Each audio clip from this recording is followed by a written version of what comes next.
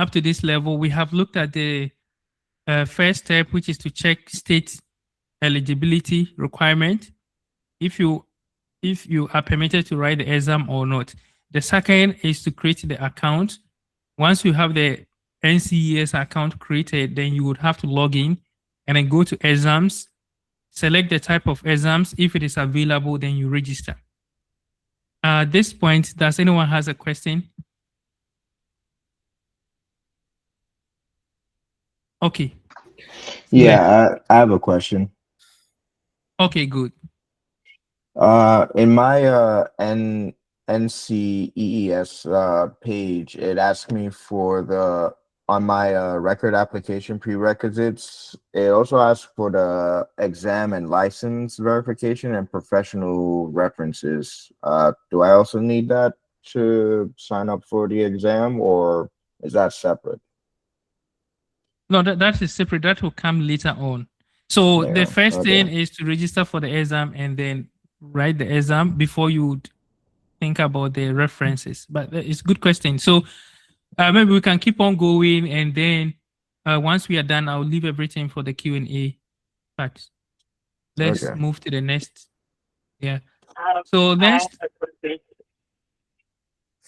let's keep it to the question and answer so that it's more. We can conclude the section early and then have a look at the questions. So, yeah, the second one is looking at the testing window. There are 4 testing windows. You have January to March, April to June, July to September, and then October to December. And so you only would have to pick a testing window within each of these categories and then register for the exam and then complete the process. You have to bear in mind that you only have 3 attempts for the entire year.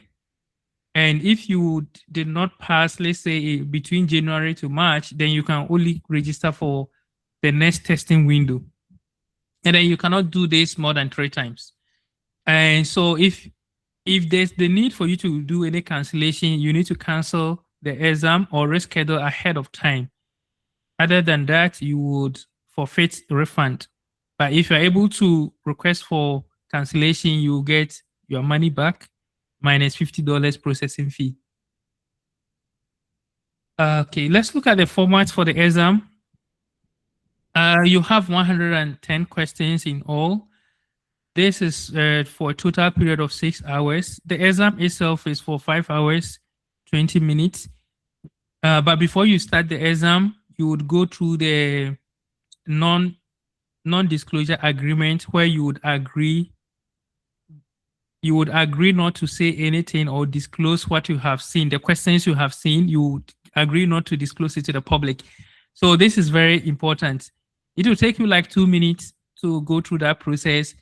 And then you get seated, you go through the tutorials, the computer interface, go through all the steps. There will be a demo for you to watch and see how to answer the questions. And then you also have some time to go for break if you want to use the restroom, or you want to just take a walk outside a bit and come back. That is also within the 6 hours. Okay. The other thing you must know about the format for the exam is it's a computer based. So which means that all of us, I'm sure, have taken a computer exam before, computer based exam. So you would come to the exam without a paper or a pencil from your house. Those will be provided at the center. So you don't actually need to bring anything other than your calculator. So let's look at the next. You would also be provided the handbook. You will not be able to bring any personal notes or books from your house. So if you have been doing hand calculations in your own notebook, that is fine. But bear in mind, you cannot go into the testing room with it. The only reference that will be provided is the MyNCEES FE reference handbook. So there's about more than 800 pages document that you need a lot of familiarity with. Another important thing you must know about the exam is approved calculators. So in 2017 calculator list approved, if you go to the NCEES website, you would see this list here. You have FX, the Cashew, FX 115, FX 991 models. You can bring any of those models to the center. Any Casio calculator must be FX 115 or FX 991. Okay, this screenshot I took it from NCEES website, so very important. And if you are coming with Texas Instrument, it should also be TI 30X or TI 36X models. If you come with any other model that is not accepted, it's most likely they will not permit you to write with a calculator. You can write the exam, but without a calculator, and that's going to be challenging. Okay, once you are done with the exam and you pass, you would receive your results within 7 to 10 business days. There is no specific percentage for a pass or fail. You would all receive your results, and the results will display pass or fail. In case, unfortunately, you fail the exam, you will receive a diagnostic report, and that will show you each of the areas that you did well and the areas that you did not perform. Okay, let's now look at the exam itself, the breakdown of the topics that you will be asked. You have mathematics, from 11 to 17 questions within this range. Nobody knows how many questions will come, but it's given within a range.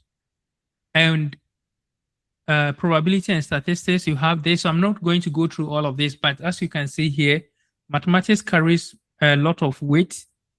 Circuit analysis carries equal weight as mathematics.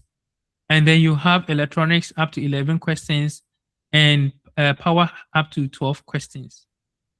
You also have digital systems up to 12 questions. So these are the heavy areas that you might want to pay attention to, but without neglecting any other areas.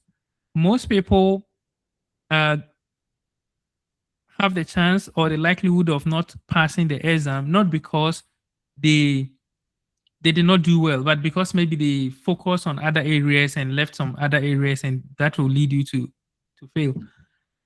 And so myself, I made that kind of mistake by focusing on areas that I felt more comfortable learning, and then I left some areas out. And so when I received my first test and I failed, the diagnostic report shows that there are some areas I even exceeded the average. I got like everything correct, and then there's some areas I did not get everything. So that actually will make you fail. Okay, now let's look at what surprises most engineers. Number one of them, we have to bear in mind that there are some things that nobody will tell you about, which is okay, because people come out of the exam. It is non-disclosure. You don't want to say so many things about it. And so that is fine, but we need to know. You need to know that the handbook is harder to navigate than you expect. Even though it is an open book, you have a reference handbook of like 800 plus pages. Bear in mind that if you have that huge document, to navigate through and find one formula to help you solve a question is going to be very challenging if you have not gone through the handbook. So the handbook is actually harder to navigate than you would expect. It's something that you should know. Okay. So here I have it. Everyone knows it exists, but very few people practice navigating through that efficiently.